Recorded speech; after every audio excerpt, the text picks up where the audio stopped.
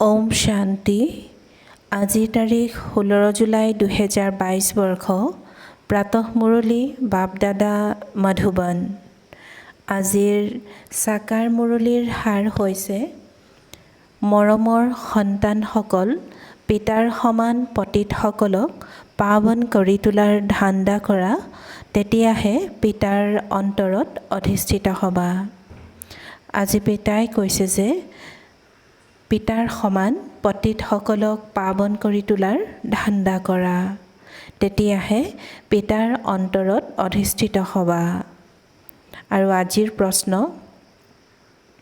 কোনসকল সন্তানৰ গুণৰ ধাৰণা সহজে হয়?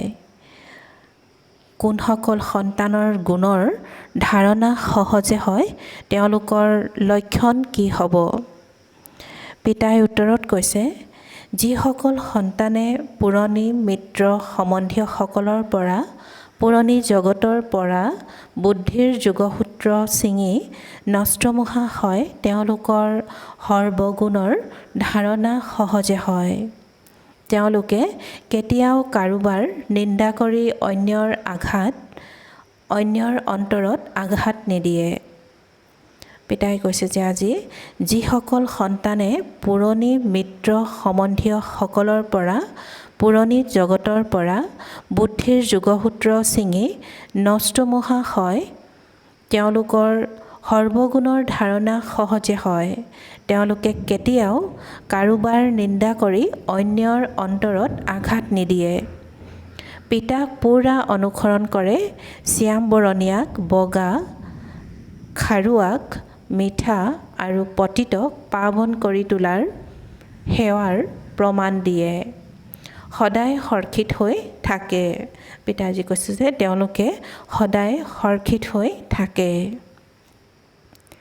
আৰু আজিৰ গীত, কিছনে য়হ সব খেল ৰচায়া, কোনে এই সকলো খেল ৰচনা কৰালে? ওম শান্তি। তোমালোক সন্তানসকলে জানা যে আমি এতিয়া ঈশ্বৰীয় সন্তান বা সম্প্ৰদায়। তাৰ আগতে আমি আখুৰী সম্প্ৰদায়ৰ আছিলোঁ। এতিয়া আমি ঈশ্বৰীয় মত পাইছোঁ। ঈশ্বৰীয় মতে কি শিকায়? পতিতসকল পাৱন কৰিবলৈ, পতিতসকলক পাৱন কৰিবলৈ। এতিয়া প্ৰত্যেকে নিজৰ অন্তৰত সুধি থাকিব লাগে, যিহেতু আমি পতিত পাৱনৰ সন্তান, গতিকে এতিয়া আমি পিতাৰ ধান্দা কৰোঁনে নকৰোঁ? জগতততো পিতাৰ ধান্দা বেলেগ আৰু সন্তানৰ ধান্দা বেলেগ হয়। অনেক প্ৰকাৰ ধান্দা আছে, অনেক প্ৰকাৰৰ মত আছে। পিতাৰ মত বেলেগ, সেইদৰে সন্তানৰ মতো বেলেগ। এয়া আকৌ হৈছে ঈশ্বৰীয় মত। তোমালোকে পিতাক জানা। জগতৰ লোকে কেৱল গায়ন কৰে, নাজানে যে কেনেকৈ পতিত পাৱন পিতা আহি পাৱন কৰি তোলে। তোমালোকে জানা যে পতিত পাৱন পিতাই আমাক পাৱন কৰি পাৱন স্বৰ্গৰ মালিক কৰি আছে। ইয়াত তোমালোকৰ হয় একমত। শ্ৰেষ্ঠতকৈও শ্ৰেষ্ঠ মত পিতাইহে আহি দিয়ে। যিসকলে নিজক ঈশ্বৰীয় সন্তান বুলি নিশ্চয় কৰে, তেওঁলোকে নিজৰ অন্তৰক সুধিব লাগে। যিসকলে নিশ্চয়ে নকৰে, তেওঁলোকৰ দ্বাৰা এইটো ধান্দা চলিবও নোৱাৰে। যিসকল পিতাৰ হোৱাই নাই, চলিবও নোৱাৰে। পিতাই আজি কৈছে যে যিসকলে নিশ্চয় নকৰে, তেওঁলোকৰ দ্বাৰা এইটো ধান্দা চলিবও নোৱাৰে। যিসকল পিতাৰ হোৱাই নাই, তেওঁলোকে এইটো ধান্দা কৰিব নোৱাৰে। সন্তানসকলে বুজি পায় আমাৰ লক্ষ্য উদ্দেশ্য হয় পাৱন হোৱাৰ। চিত্ৰও সন্মুখত ৰখা আছে, নৰৰ পৰা নাৰায়ণ আৰু নাৰীৰ পৰা লক্ষ্মী হোৱা। আমি যাতে লক্ষ্মী নাৰায়ণৰ কুলৰ হওঁ। পিতাইজী কৈছে যে আমি যাতে লক্ষ্মী নাৰায়ণৰ কুলৰ হওঁ। পিতা আমাক পাৱন কৰি তুলিবলৈ আহিছে, গতিকে নিজক চাব লাগে যে আমি পিতাৰ কৰ্তব্য কৰি আছোঁনে নাই। পিতাই কি কৰিলে? এই চিকিৎসালয় বা বিশ্ববিদ্যালয় স্থাপন কৰিলে। সন্তানসকলৰো এয়াই কাম। আৰম্ভণিতে যেতিয়া পিতা আহিছিল তেতিয়া ঘৰতো সৰুৱেই আছিল। পিতাজী কৈছে যে আৰম্ভণিতে যেতিয়া পিতা আহিছিল তেতিয়া ঘৰটো সৰুৱেই আছিল। মম্মাৰ কোঠাতকৈও সৰু আছিল। তাতে আহি পৰমপিতা পৰমাত্মাই চিকিৎসালয় অথবা বিশ্ববিদ্যালয় স্থাপন কৰিলে। আকৌ লাহে লাহে ঘৰ আদি নিৰ্মাণ কৰা হ'ল। প্ৰথমেতো এটা সৰু গলিত ঘৰ আছিল, লাহে লাহে বৃদ্ধি হ'ল। গতিকে সন্তানসকলৰো এইটোৱেই কৰ্তব্য। আকৌ শিক্ষাও দিব লাগে। লিখা পঢ়া কৰাসকলেহে বিশ্ববিদ্যালয় খুলিব, নহয় জানো? পিতাজী কৈছে যে লিখা পঢ়া কৰাসকলেহে বিশ্ববিদ্যালয় খুলিব, নহয় জানো? অৱশ্যে হয়, অশিক্ষিতসকলেও খুলিব পাৰে। খুলি যিসকল পঢ়িবলৈ আৰু পঢ়াবলৈ যায় তেওঁলোকক দিব। তোমালোকে অধ্যক্ষ হৈ চলোৱা, যাৰ দ্বাৰা বহুতৰে কল্যাণ হ'ব। পিতায়ো কয়, তোমালোক ব্ৰাহ্মণসকলৰ ধান্দাই হৈছে পতিতসকলক পাৱন কৰি তোলা। কোনো পতিত কাৰ্য নকৰিবা। কেতিয়াও বিকাৰত নাযাবা। যিকোনো লোককে ক'বা যে পবিত্ৰ হ'লে বহুত ভাল। বুজোৱা হয়, পবিত্ৰৰ আগত অপবিত্ৰ লোক গৈ মূৰ দোৱায়। প্ৰথমে যেতিয়া ভক্তি মাৰ্গ আৰম্ভ হ'ল তেতিয়া সন্ন্যাসী নাছিল। পিতাজী কৈছে যে প্ৰথমে যেতিয়া ভক্তি মাৰ্গ আৰম্ভ হ'ল তেতিয়া সন্ন্যাসী নাছিল। তেওঁলোকতো পাছত আহিছে। সেই সময়ত সন্ন্যাসীসকলে কোনো জ্ঞান নিদিছিল। এয়াতো পাছত সৰ্বব্যাপীৰ জ্ঞান প্ৰচলিত হৈছে। প্ৰথমেতো কৈছিল আমি ঈশ্বৰ আৰু ঈশ্বৰৰ ৰচনাক নাজানো, আনকি বুজাও নাছিলোঁ যে তেওঁ পিতা হয়। তেন্তে পিতা সৰ্বব্যাপী কেনেকৈ হ'ব পাৰে? এতিয়া পিতাই তোমালোক সন্তানসকলক বুজাই থাকে। সৰ্বব্যাপীৰ জ্ঞানেই ভাৰতক কঙাল, বিমুখ, নাস্তিক, অনাথ কৰি দিছে। পিতাজী কৈছে যে সৰ্বব্যাপীৰ জ্ঞানেই ভাৰতক কঙাল, বিমুখ, নাস্তিক, অনাথ কৰি দিছে। এতিয়া তোমালোকে সনাথ হৈছা, আকৌ অনাথসকলক সনাথ কৰি তোলাৰ পুৰুষাৰ্থ কৰা। যিসকল পাণ্ডা হৈ আহে তেওঁলোকে সনাথ কৰি প্ৰভুৰ ওচৰলৈ লৈ যায় নহয়। তেওঁলোকৰো আকৰ্ষণ জাগে যে যথাযথ প্ৰভু বেহদৰ পিতাৰ পৰা আমি বেহদৰ উত্তৰাধিকাৰ পাওঁ। বেহদৰ উত্তৰাধিকাৰ হৈছে বেহদ স্বৰ্গৰ বাদশ্বাহী। হদৰ উত্তৰাধিকাৰ হৈছে নৰক। নৰকত দুখ আছে, সেইকাৰণে ইয়াক বাদশ্বাহী বুলি কোৱা নহয়। বোজা উঠোৱা কাম বুলি ক'ব। এতিয়া সন্তানসকলে পিতাৰ সেৱা কৰিব লাগে, পতিতসকলক পাৱন কৰি তুলিব লাগে। এতিয়া সন্তানসকলে পিতাৰ সেৱা কৰিব লাগে, পতিতসকলক পাৱন কৰি তুলিব লাগে। গোটেই দিন এইটোৱেই ধান্দা কৰিব লাগে। পতিতসকলক পাৱন কেনেকৈ কৰি তোলোঁ? প্ৰথমেতো প্ৰশ্ন হৈছে যে মই নিজে পাৱন হৈছোনে? মোৰ মাজত কোনো বিকাৰটো নাই? মোৰ পৰমপিতা পৰমাত্মাৰ সৈতে মোৰ ইমান মৰম আছেনে? যদি মৰম আছে তেন্তে মৰমৰ প্ৰমাণ ক'ত? প্ৰমাণ হৈছে পতিতসকলক পাৱন কৰি তোলাৰ ধান্দাত ব্ৰতী হৈ থকা। এইটোৱে ধান্দা যদি নকৰে তাৰ মানে নিজেই পাৱন হোৱা নাই। আনকো কৰি তুলিব নোৱাৰে। এইটো ধান্দা নকৰিলে উচ্চ পদ পাব নোৱাৰিব। কল্পান্তৰৰ বাজি হৈ যাব। বুজিব যে এওঁৰ ভাগ্যত নাই। ঈশ্বৰক পালেও তথাপি এইটো ধান্দা নিশিকিলে। পিতাৰ অন্তৰত তেওঁলোক অধিষ্ঠিত হ'ব যিসকলে পাৱন কৰি তোলাৰ ধান্দা কৰিব। পিতাজী স্পষ্ট কৰি কৈছে যে পিতাৰ অন্তৰত তেওঁলোক অধিষ্ঠিত হ'ব যিসকলে পাৱন কৰি তোলাৰ ধান্দা কৰিব। মনুষ্যক কড়িৰ পৰা হীৰাতুল্য দেৱতা কৰি তোলাৰ পুৰুষাৰ্থ কৰিবলগীয়া হয়। বাবা মাম্মায়ো সেয়াই পুৰুষাৰ্থ কৰে। বাবাও সেৱাত যায়, সন্তানসকলৰ শৰীৰত বিৰাজমান হৈ পতিতসকলক পাৱন হোৱাৰ মাৰ্গ দেখুৱায়। গতিকে নিজক চাব লাগে যে মই তেওঁৰ দৰে সেৱা কৰোঁনে? যদিহে নকৰা তেন্তে অন্তৰত অধিষ্ঠিত হ'ব নোৱাৰা।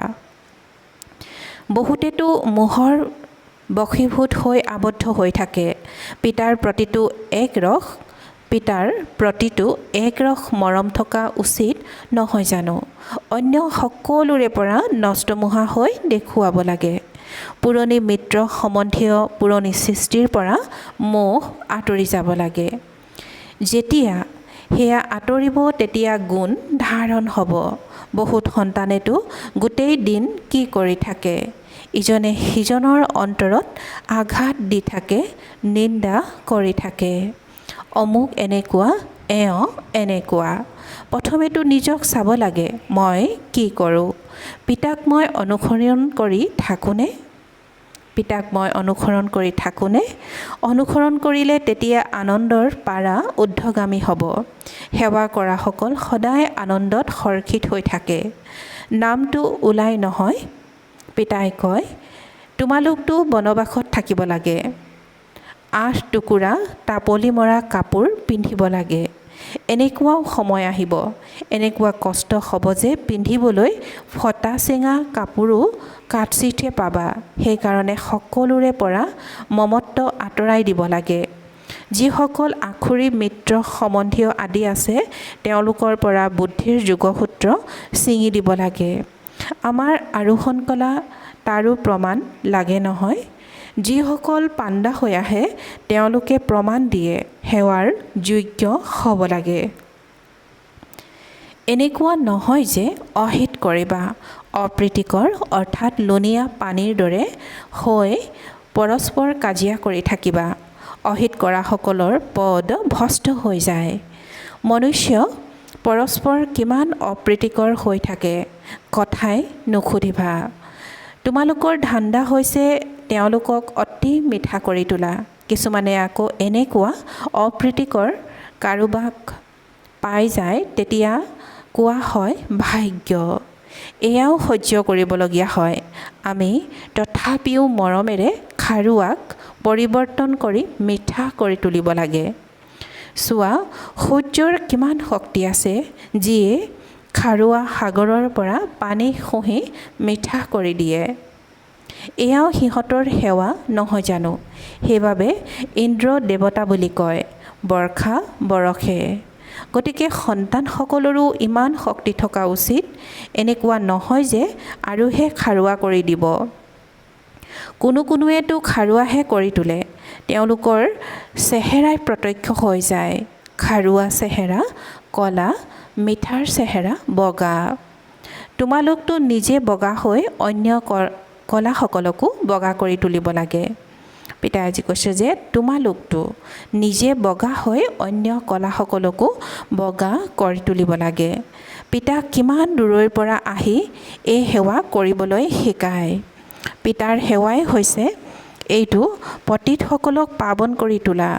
অনেকক পাৱন কৰি তুলিলে বাবাই পুৰস্কাৰো দিব। অন্তৰক সুধিব লাগে, মই কিমানক বগা কৰি তোলোঁ? যদিহে কৰি নুতুলো তেন্তে নিশ্চয় কিবা কুকৰ্ম কৰা। পিতাৰ মতত নচলিলে কুকৰ্মই কৰে। আকৌ পাৱন কৰি তোলাসকলৰ আগত নতশিৰ হ'বলগীয়া হয়।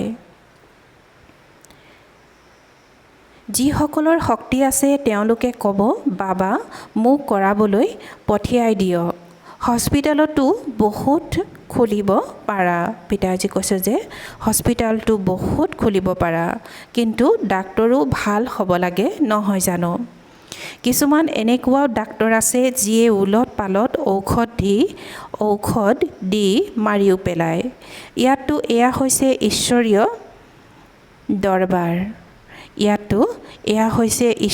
দৰবাৰ। সকলোৰে খতিয়ান পিতাৰ ওচৰত আছে। তেওঁতো অন্তৰ্যামী হয়, সকলো সন্তানৰ অন্তৰক জানে।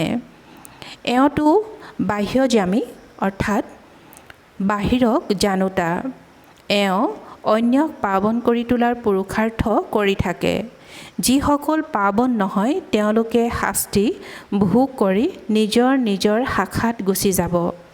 সকলোৱে নিজৰ নিজৰ ভূমিকা পালন কৰিব লাগে, ক্ৰমানুসৰি আহিব লাগে। আগত বা পাছত আহে নহয়, মাজততো ওলাই নাযাব। যেনেকুৱা বৃক্ষ হ'ব তেনেকুৱাই ফল লাগিব, তাত পাৰ্থক্য আহিব নোৱাৰে। এতিয়া বৃক্ষজোপা বিস্তাৰিত হৈ আছে।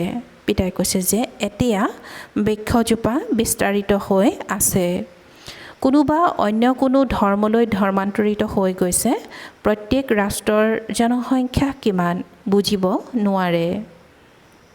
প্ৰত্যেকৰে ৰীতি প্ৰথা নিজা নিজা। তোমালোকে জানা, যিদৰে মূলবতনত আছিলোঁ, পুৰুষাৰ্থৰ ক্ৰমানুসৰি হিচাপ নিকাচ নিষ্পত্তি কৰি তাত গৈ সকলোৱে থাকিব লাগিব। ওপৰত নিৰাকাৰ আত্মাসকলৰ বৃক্ষ কিমান ঠাই লয় চাগৈ, বহুত কম হ'ব।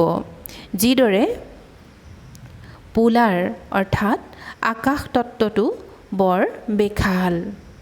মনুষ্য কিমান কম ঠাইত থাকে বুজি পোৱা যায়। ইমানলৈকে মনুষ্য আছে। সাগৰততো চাগৈ মনুষ্য নাথাকে, ধৰণীতে মনুষ্য আছে। সাগৰৰতো অন্ত পাব নোৱাৰিব। অসম্ভৱ ওপৰলৈ যোৱাৰ চেষ্টা কৰে, কিন্তু হয়তো অন্তহীন। পিতাক আহ্বান কৰে যে আহি পতিতৰ পৰা পাৱন কৰি তোলক। এনেকুৱা নহয় যে আমি তালৈ গৈ আকাশ তত্ত্বৰ অন্ত বিচাৰিম। আমি আত্মাসকল ওপৰত থাকোঁ, তাতো কম ঠাই লওঁ। আকাশ তত্ত্বটো বিশাল।